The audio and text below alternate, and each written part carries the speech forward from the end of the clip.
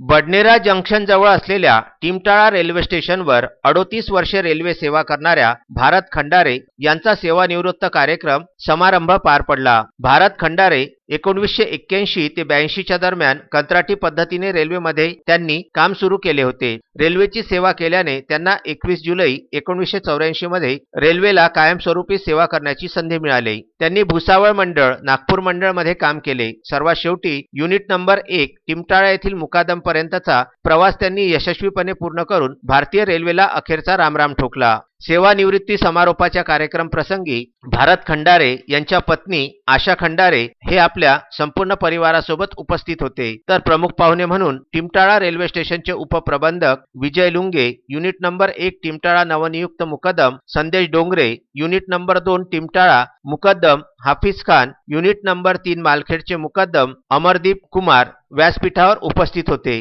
कार्यक्रमाचे सूत्रसंचालन unit number 1 येथील रेल्वे कर्मचारी मनोज खर्डे यांनी केले, तर आभार रवींद्र गावंडे यांनी मानले।